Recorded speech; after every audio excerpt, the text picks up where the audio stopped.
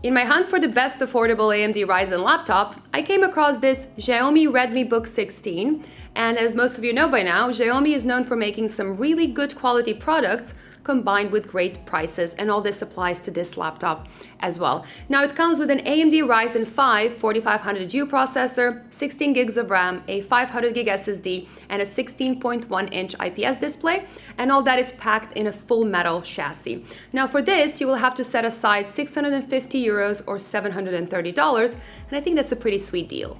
Now I asked banggood.com for a sample, and per usual with almost all Chinese web shops, they offer a bunch of different codes that you can use to get the price even lower. So, for example, there is a first-time purchase $20 discount, as well as a code that I got from Banggood that you can use to lower the price to 586 euros or $650. Now, it is an affiliate link, so I will get a small commission if you end up using this code. I'll leave all the details in the description down below. But ordering hardware directly from China, whatever the shop is not always as straightforward as it seems, and you do have to take a lot of things in consideration, like possible import fees, tracking your order across the globe, now waiting for that order to arrive for several weeks, things like customer service, and things like usable warranty, which are all extremely important in my opinion. So at the end of the day, you pretty much have to decide for yourself if it is worth paying quite a bit less for a laptop, but losing some of the perks that you get from buying stuff locally. And before we do that, let's first see how it actually performs, how it compares to other laptops on the market, and talk about all the things that you should know and you should consider before buying one of these laptops for yourself. Let's go. This video is brought to you by the Elgato Wave 3, a premium quality microphone specifically made for streamers. It combines an excellent recording quality with a complete digital mixing solution that lets you easily control all your audio sources like game sounds and voice chat or even music with one single device. Check it out using the links in the description below. Xiaomi is off to a great start with its design choice. It is very clean and elegant, and I just love that they kept their branding to a minimum. Now build quality is pretty great considering the price. It's a nice metal chassis with a good finish all around, and I would say it's definitely nicer built than the Acer Swift 3 that I reviewed recently. Now being just under 18 millimeters thick and with a weight of 1.8 kilos, it is pretty thin and light for a 16-inch laptop, and therefore it is extremely portable. Now you can easily open it with one hand, the hinges are pretty fine, and there is barely any flex in the panel itself, but there is a bit of flex in the keyboard. The inside is also very well made, combining its large panel with reasonably small bezels and the extra large touchpad. Now there are some cost-saving measures here.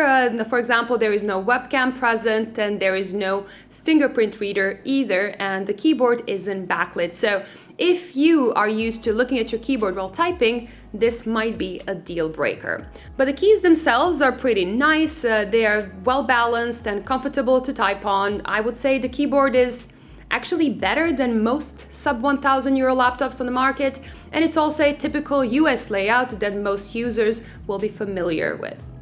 The large touchpad is decent enough to work with. It's a precision touchpad with a smooth plastic surface.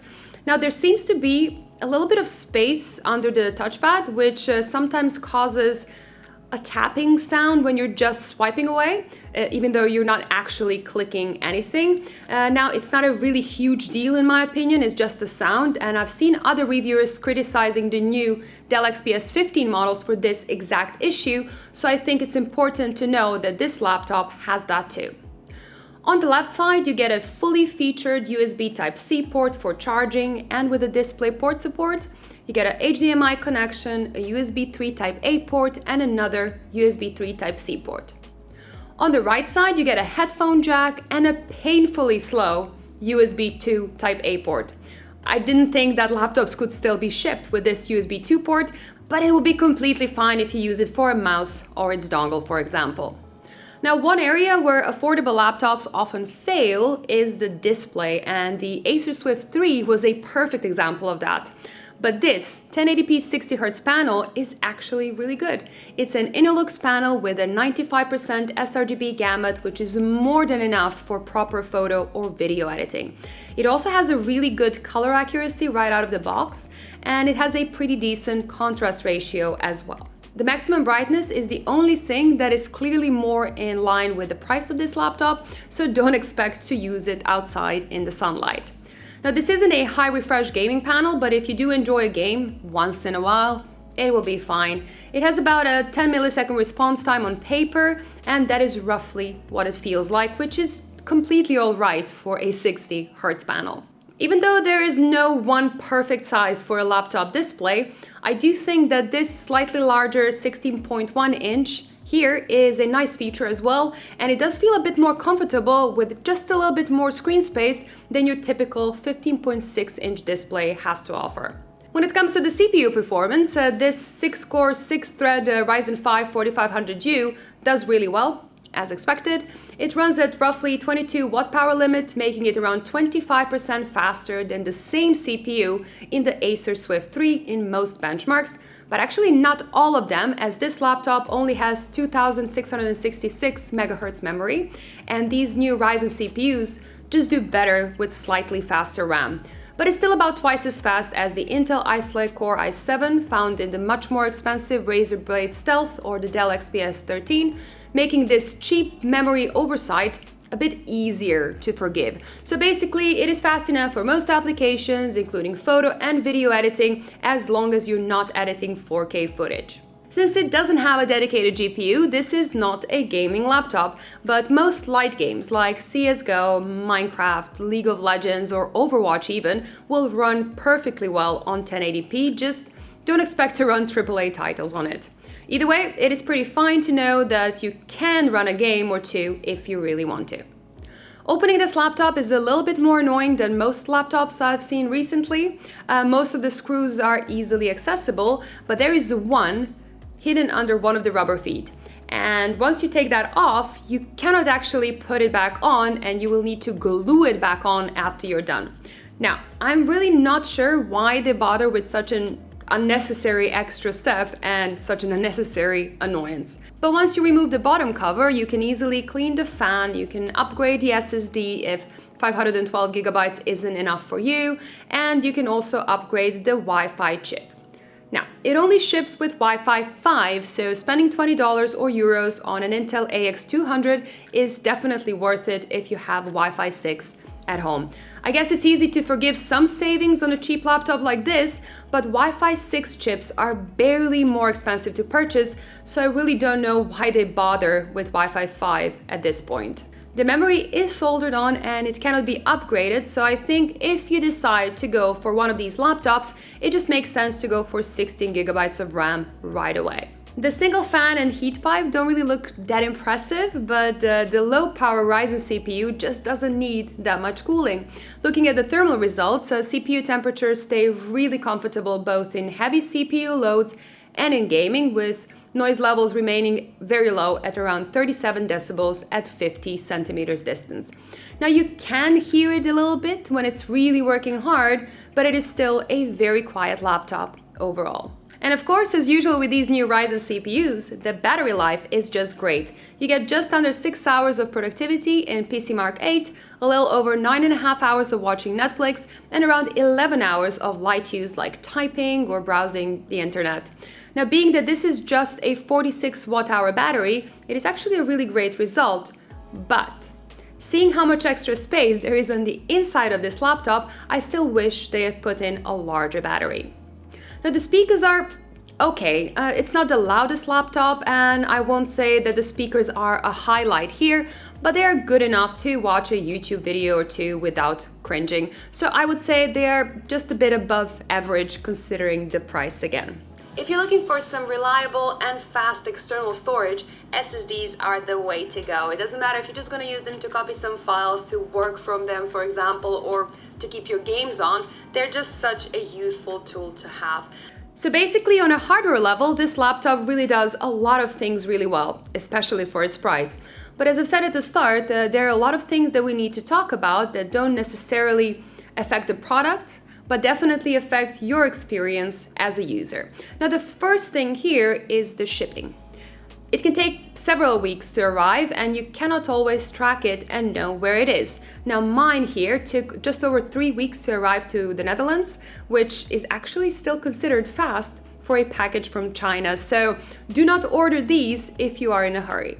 Now then there is a risk of import fees. Now the amount will completely vary on where you live, but if you're in the Netherlands, for example, like me, it is possible that you will have to pay another 140 euros in tax just to receive the laptop that you already paid for. Now, fortunately enough, it very rarely happens, but I cannot say the same for other countries. So you could argue it's still a great value laptop, even if it is 20% more expensive, but no one likes unexpected bills. Now, another concern that I have is warranty. So unlike the EU, US or Australia, for example, Chinese consumer laws really don't give you a lot of rights. And even if you want to apply for warranty and you actually buy it at a shop that will provide you that service, you will still most likely have to pay a considerable amount of money for shipping costs yourself. Then you will have to wait for weeks or even months before you get it back and then risk new import fees and taxes. So the way I see it, if something happens to your laptop, you are way better off just repairing it yourself or asking a local shop to do it and then just hope that it is something that can be fixed.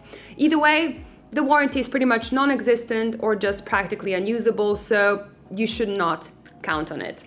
Now, for all the non-US people, it is important to know that the charger is for US only, but they do deliver it with an adapter. Now, the downside of that is that you get this small little elegant charger that you have to make really clunky with this clunky adapter. Not a big deal, but just to put it out there.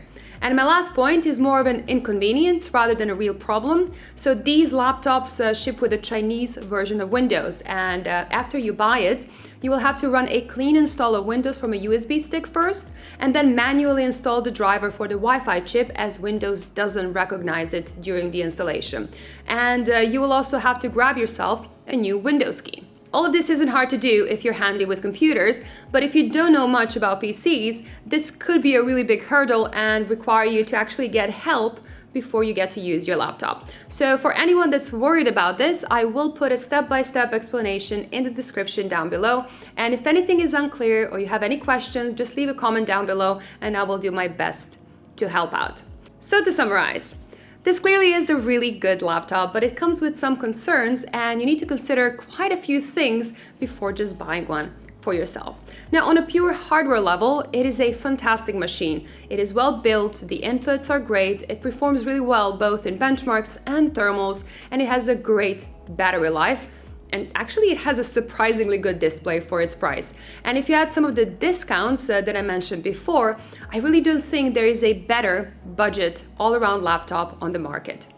But those concerns with importing a laptop like this that I mentioned earlier aren't really that small and you cannot just ignore them. So as I said at the start of this video, you will have to weigh the ups and downs and then decide for yourself if it's worth spending a lot less on a really good laptop, but losing the perks that you get when buying things locally.